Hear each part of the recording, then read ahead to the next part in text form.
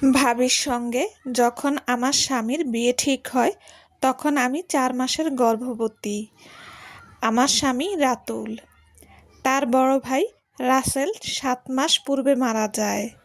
তার ভাবি স্বামীর মৃত্যুর পর শ্বশুরবাড়িতেই ছিল।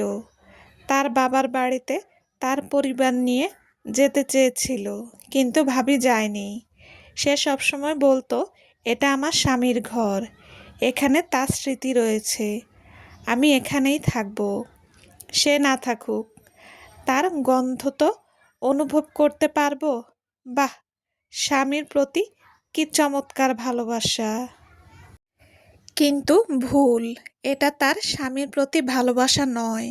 যদি তার প্রতি এতই ভালোবাসা থাকতো, তবে তার মৃত্যুর ৩ মাসের মাথায় আমার স্বামীর প্রতি আকৃষ্ট হয়ে যেত না।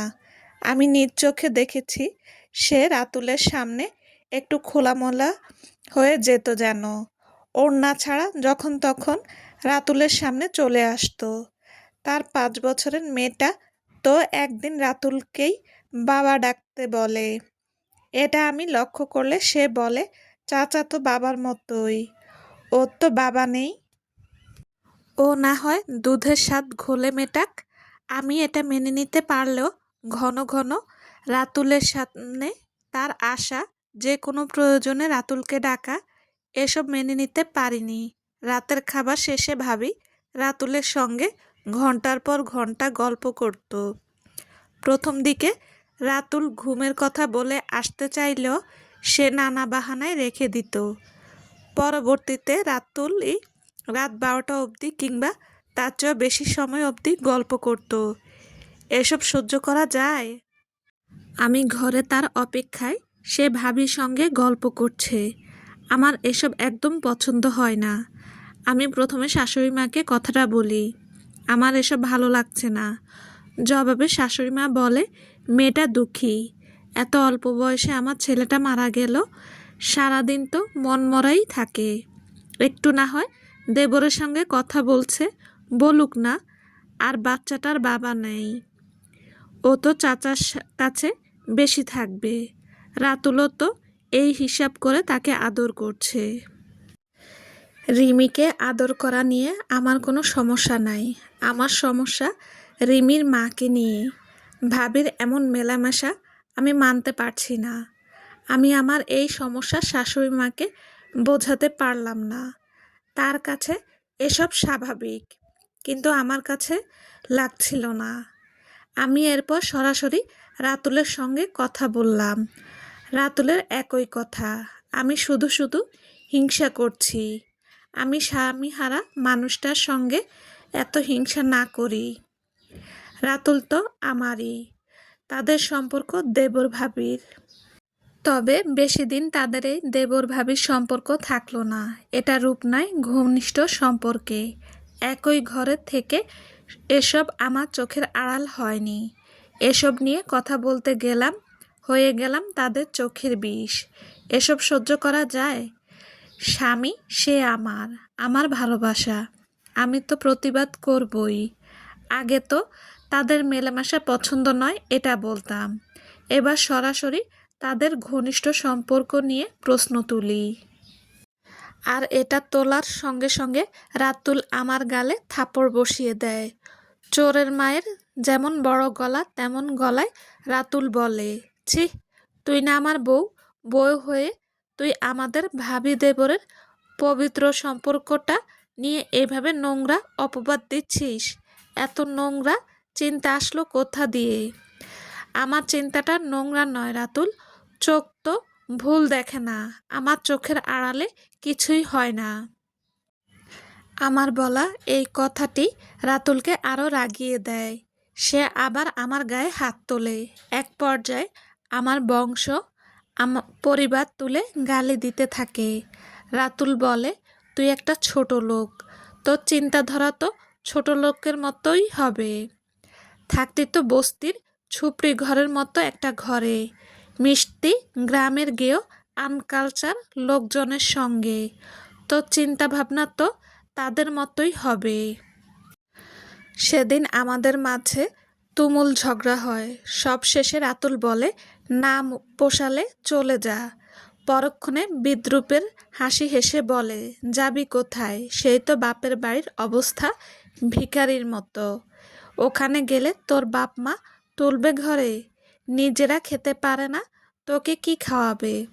তার এই বিদ্রূপ নিয়ে বলা কথার জবাবে আমি কিছুই বলতে পারলাম না, কারণ কথাগুলো সত্যি।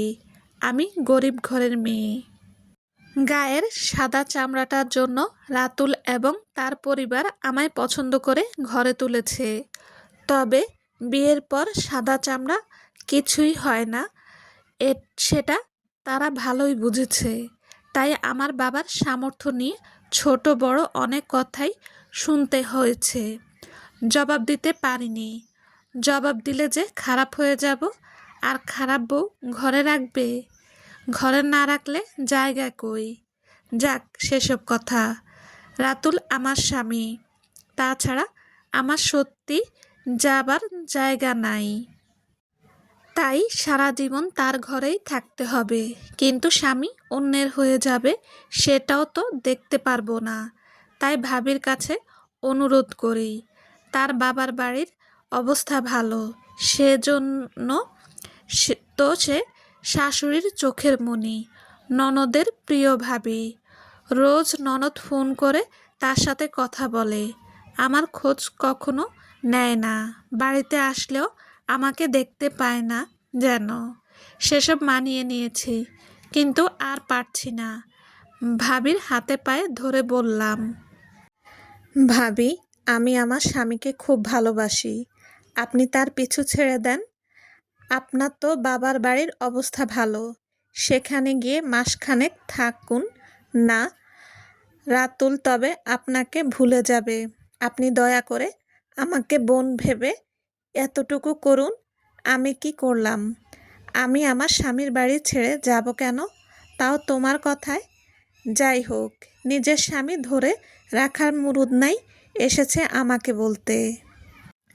আমার হাতে পায়ে না ধরে রাতুলকে বলো আমার সঙ্গে না মিশতে, তাহলেই হয়।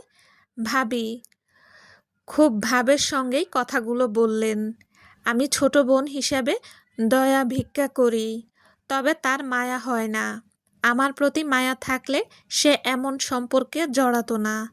আমি বুঝে যাই এখানে বলে লাভ নাই। রাতুলের সঙ্গে তর্কে না জড়িয়ে তাকে ভালোবেসে বোঝানোর চেষ্টা করলাম। রাতে তার বুকে মাথা রেখে ভালোবাসাময় কণ্ঠে জানতে চাইলাম, আমি আমার কি পরিবর্তন করলে আপনি আমাকে ভালোবাসবেন? আমি তোমাকে ভালোবাসি, শুধু শুধু এসব কথা বলো না তো। রাতুল বেশ স্বাভাবিক গলায় জবাব দেয়। আমি মলিন কণ্ঠে বলি, আপনি যদি আমাকে ভালোই বাসেন, তবে ভাবির সঙ্গে কি? তার প্রতি এভাবে দুর্বল কেন হলেন? আমার প্রতি ভালোবাসা আকর্ষণ বুঝি এতই ঠুনকো? তুমি আবার এখন শুরু করো না তো। এটা বলে রাতুল আমাকে বুক থেকে সরিয়ে উল্টো দিকে ঘুরে যায়। আমি তখন অনেক শান্ত গলায় বুঝাই, লাভ হয় না। রাতুল বা ভাবি কেউ শুধরায় না। দুজনের ঘনিষ্ঠতা দিনের পর দিন বেড়েই যাচ্ছিল। আমি আর নিতে পারছিলাম না। বেশ কয়েকবার রাতুলের সঙ্গে তর্কে জড়াই। এর মাঝে জানতে পারি আমি গর্ভবতী। এই বাচ্চার দোহাই দিয়ে তাকে এসব বন্ধ করতে বলি। শোনে তো নাই, বরং এরপর সে যা করে তার জন্য মোটেও আমি প্রস্তুত ছিলাম না। সে সরাসরি একদিন আমাকে প্রশ্ন করে, এই বাচ্চা কার? তুই আমার অগোচরে কার সঙ্গে মেলামেশা করেছিস রাতুল?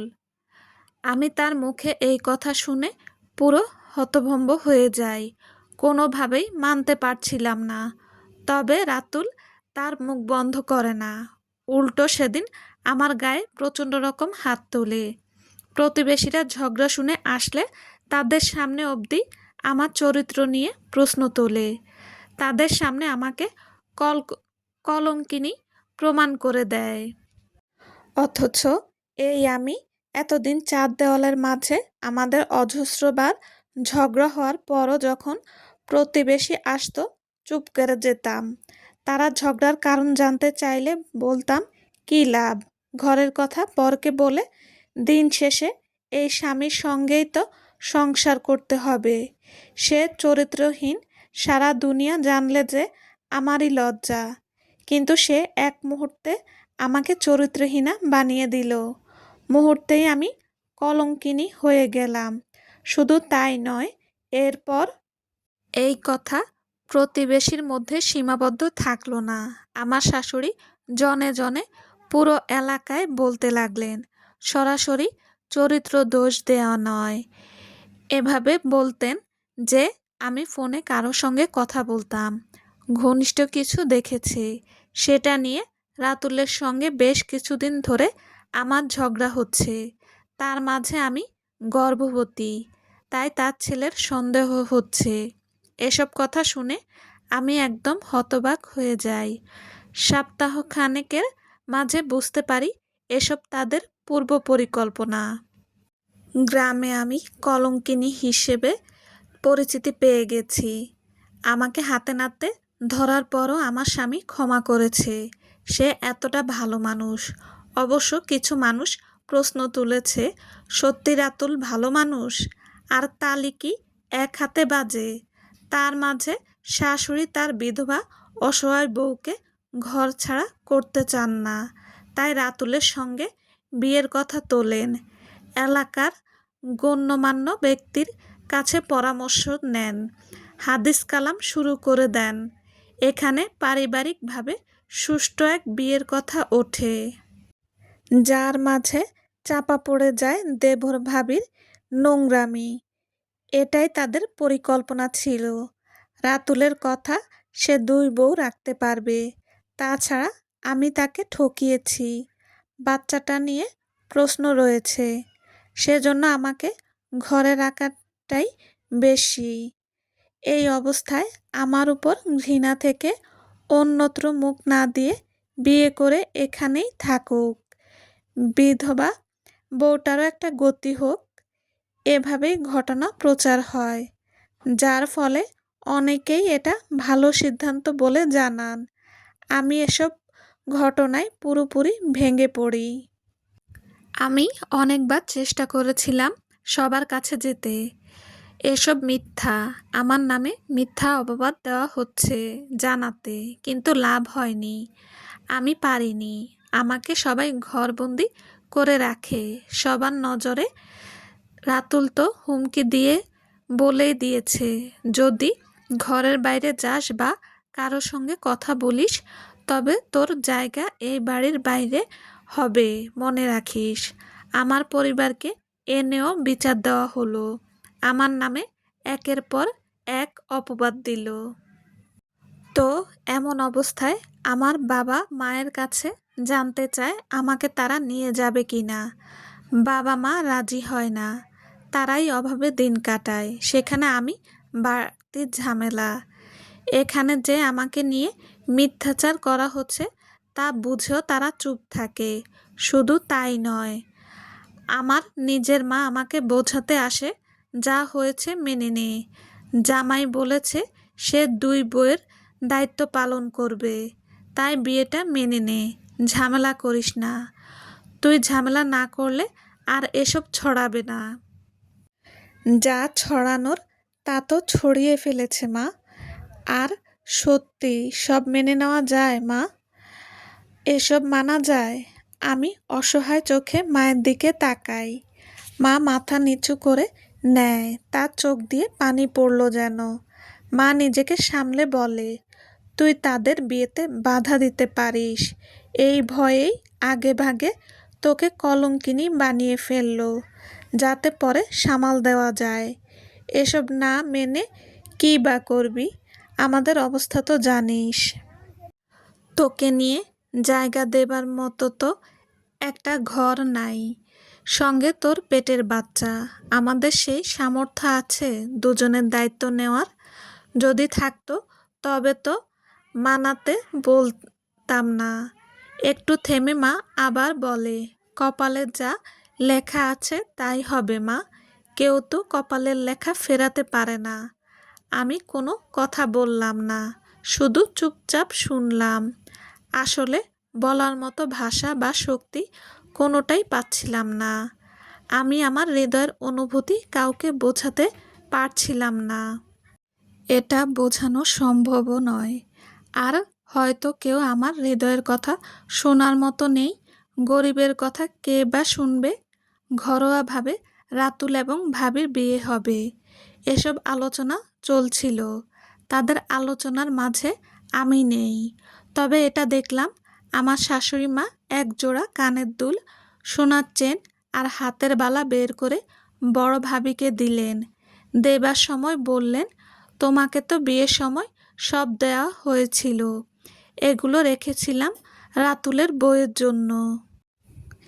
কিন্তু ওর কপালে যে বউ জুটেছে, বাবার বাড়ি দিয়ে এক আনা সোনার কিছু দেয়নি, তাই রাগেই দেইনি তাকে। এখন যেহেতু তুমি রাতুলের বউ হচ্ছ, সেহেতু এগুলো তোমার। না, শাশুড়ি মায়ের কথা শুনে আমি কষ্ট পাইনি, না রাগ হয়েছিল।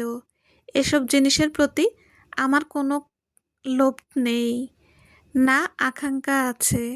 আমি যেমন ঘরের মেয়ে, তেমনই চাওয়া পাওয়া ছিল। শুধু স্বামী সন্তান নিয়ে সুখে সংসার করার স্বপ্ন দেখেছিলাম। দুবেলা দুমুঠো খেয়ে পড়ে দিন শেষে স্বামীর বুকে মাথা রেখে শান্তির ঘুম দেবার স্বপ্ন ছিল। ব্যাস, এতটুকুই চাহিদা। কিন্তু সেটাও পূরণ হলো না। সব শেষ। সামনের শুক্রবার তাদের বিয়ে। এই কথাটা যতবার মনে পড়েছে ততবারই চোখের পানি ফেলেছি। বুকের ওপর পাথর চাপা দিয়ে অনেকবার মানিয়ে নেওয়ার চেষ্টা করেছি, কিন্তু পারিনি। আবারও বেহায়ার মতো রাতুলের কাছে গেলাম। তার পা জড়িয়ে বললাম, আমাকে এমন দমবন্ধকর পরিস্থিতিতে ফেলো না রাতুল। আমি তোমায় ভীষণ ভালোবাসি। আমি পারছি না এসব সহ্য করতে। দয়া করে এসব বন্ধ করো। রাতুল একটা গালি দিয়ে পা ছাড়িয়ে নেয়। আমি অসহায় গলায় বলি, আচ্ছা, সে কি তোমাকে আমার চেয়ে বেশি ভালোবাসে? তার মাঝে কি রয়েছে যা আমার নেই? হ্যাঁ, তোর চেয়ে বেশি ভালোবাসে। তোর মতো নেকি কান্না কাঁদে না। সে সবসময় হাসি খুশি থাকে। আমি এমন মেয়েই পছন্দ করি। আমি রাতুলের কথায় পুরোপুরি হতবাক হয়ে গেলাম। এক আকাশ সমান দুঃখ দিয়ে বলছে, কাঁদতে মানা, কাঁদলে তার ভালো লাগে না, পছন্দ নয় এমন কাঁদুনি মেয়ে। অথচ সব চোখের পানি তার নামেই বিসর্জন হয়। এত কিছুর পরও আমি তাকে বারবার অনুরোধ করছিলাম এসব না করতে, এই বিয়েটা ভেঙে দিতে, কিন্তু রাজি হয়নি। আমি ভাবির কাছেও গেলাম, ভাবিও কথা শুনল না। শাশুড়ি মায়ের পা ধরলাম, ননদকে বললাম, না, কেউ আমার কথা শোনেনি, সবার এক কথা, তোমাকে অবহেলা করা হবে না। দুবেলা দুমুঠো ভাত দেওয়া হবে, খেয়ে পড়ে বেশ থাকবে। রাতুলের যোগ্যতা রয়েছে দুই বউয়ের ভরণ পোষণের দায়িত্ব নেওয়া। আমি হতাশ হয়ে গেলাম। আচ্ছা, বিয়ে হয়ে আসা মানেই কি একটা বউ শুধু ভাত কাপড় চায়? এটাই তার চাহিদা? সবার না হলেও আমার বোধ হয় আমাদের মতো গরিবের পেটে ভাত পড়াই বড় ব্যাপার। সেটাই ধরে নিয়েছে সবাই, সেটাই মেনে নিয়েছে, আমিও তাই মেনে নিলাম। তবে এবার আর মানুষ হয়ে মানলাম না, অমানুষ হয়ে মানলাম। হ্যাঁ, পরিশেষে এসব সহ্য করতে না পেরে আমি আমার মধ্যে থাকা অমানুষটাকে জাগিয়ে তুললাম। প্রত্যেক মানুষের মধ্যেই তো ভালো খারাপ দুদিকই থাকে। আমি এবার আমার সেই খারাপ সত্তাকে জাগ্রত করলাম। বৃহস্পতিবার রাত, সব খাবার গরম করে সবাইকে খেতে ডাকলাম। কেউ এত তাড়াতাড়ি খেতে চাচ্ছিল না। আগামীকাল যে বিয়ে, এটা নিয়ে সবাই খুশি। না, বাড়িতে তেমন কোনো আত্মীয় নেই, শুধু ননদ রয়েছে। ননদের দুটো বাচ্চা, তারাই এসেছে, আর কেউ না। কাউকে বলা হয়নি, শুধু ভাবির পরিবারকে শুক্রবার দুপুরে আসতে বলা হয়েছে, আর আসর বাদ বিয়ে হবে। তখন একজন লোক, এছাড়া কোনো লোক না। ওই যে বললাম ঘরোয়াভাবে বিয়ে হবে, তবে বিয়ে হচ্ছে তো, এটা নিয়ে তো অনেক আলোচনা। সেই আলোচনার জন্যই এত তাড়াতাড়ি খেতে চাইনি। আমি খাবার গরম করায় বাধ্য হয়ে আসলো। হয়তোবা আমার সঙ্গে আজ তর্ক করে কোনো ঝামেলা বাঁধাতে চায়নি, তাই রাগ না দেখিয়ে বাধ্য হয়ে এসেছে হবে হয়তো। তবে খাবার খাওয়ার কিছুক্ষণের মধ্যেই সবাই ঘুমাতে চলে যায় আর আলোচনা করে, কারণ তাদের সবার ঘুম পেয়েছে। শাশুড়ি মায়ের ঘুমের সমস্যা ছিল, ঘুম হতো না, তাই ডাক্তার তাকে সবসময় ঘুমের ওষুধ সাজেস্ট করত। রোজ একটা করে খেত। তবে রাতুল খুব ভালো ছেলে, তাই সবসময় বেশি বেশি নিয়ে আসতো। মায়ের জন্য এটা করাই যায়, তাই তো একসাথে 10 পাতার একটা বক্স নিয়ে আসতো। প্রতি পাতায় 10টা করে ট্যাবলেট থাকতো। দেখলাম সব শেষ হয়নি, 4 পাতা রয়ে গেছে। পুরো 4 পাতাই খাবারে দিয়ে দিলাম। এত বেশি দেওয়া, ঘুম তো আসবেই। বাচ্চারা অবশ্য খাবার খাওয়ার আগেই ঘুমিয়েছে। তাদের ঘুমের ওষুধ খাওয়ানোর পরিকল্পনা আমার ছিল না। সে যাক, সবাই ঘুমিয়ে যায়, তখন রাত 1:30 হবে। আমি রিমি এবং ননদের বাচ্চা দুটোকে কোলে করে বাহিরে নিয়ে আসলাম। তাদের বাহিরে উঠানে শুয়ে দিলাম। অতঃপর ঘরের মধ্যে থেকে ভাবির সমস্ত গহনা, ননদের গহনা, বিয়ের খরচ করার জন্য রাতুলের রাখা লাখখানেক টাকা নিয়ে বাহিরে আসলাম। আসার আগে অবশ্য পুরো ঘরে কেরোসিন ছিটিয়ে দিয়েছি। অতঃপর সব শেষ। নিস্তব্ধ রাতে ঘুমন্ত এলাকাবাসীর অগোচরে একটা বাড়ি পুড়ে শেষ হয়ে গেল। দাউ দাউ করে জ্বলে উঠল বাড়িটা। বাড়ির ভেতরে 4টা মানুষ ঘুমের মধ্যে জ্বলে পুড়ে শেষ। একজনের অবশ্য ঘুম ভাঙছিল, তবে কাউকে ডাকার মতো অবস্থায় ছিল না। বড্ড পাওয়ার যে ওষুধে এভাবেই জ্বলে পুড়ে শেষ হলো রাতুল, তার মা, তার ভাবি, তার বোন। তাদের সেই পোড়া দেহের উপরে আমি আমার কলঙ্কের গল্প লিখেছি। না, মিথ্যে নয়, সত্যিকারের গল্প। চরিত্রহীনা বলে যে মিথ্যে কলঙ্কের দাগ লাগানো হয়েছিল শরীরে, আমি আমার সেই শরীরে কলঙ্কের দাগ লাগিয়েছি। মিথ্যে দাগ নিয়ে কেনই বা পুড়ব? তার চেয়ে কিছুটা সত্যি হোক, খবরের পাতাও আমার নাম আসুক, সবাই জানুক এক গৃহবধূ 4টা খুন করে পালিয়ে গিয়েছে। তার শরীরে খুন নামক দাগটা লেগেছে। অন্তত চরিত্রের দাগের চেয়েও তো এটা ভালো। হয়তো এই দাগটা, চরিত্রের দাগটা সবার স্মৃতি থেকে মুছে দেবে। আমার বাচ্চার বাপ কে? এই প্রশ্নটা আসার আগে তাদের মাথায় আসবে আমি 4টা খুন করা এক আসামি। এই দাগটা তো খারাপ নয়, যাক সেসব, পাপ করলে তার শাস্তি পেতে হয়। তবে আমার খারাপ সত্তা সেসবের ভয় না পেয়েই অজানার উদ্দেশ্যে এগিয়ে চলে। হাতে তো কিছু টাকা গয়না রয়েছে, ধরা না পড়া অবধি আমি আর আমার পেটেরটা চালিয়ে নেব কিছুদিন, এই ভাবনা নিয়েই এগিয়ে যাচ্ছি অচেনা অজানার উদ্দেশ্যে। ওদিকে অবশ্য এতক্ষণে আগুনের খবর সবাই পেয়েছে। আগুন বন্ধ করার ব্যবস্থাও করছে। রিমি এবং ননদের বাচ্চা দুটো বড্ড কাঁদছে। আমি সেসব ভাবার মুডে নেই। আমি তো শুধু আমার কথা ভাবছি, আমার বাচ্চার কথা ভাবছি। আমরা দুজনেই তো এখন হাসছি, এক অন্যরকম আনন্দের হাসি, হয়তো শয়তানি হাসি, তবে তৃপ্তির। সমাপ্ত। আসসালামু আলাইকুম।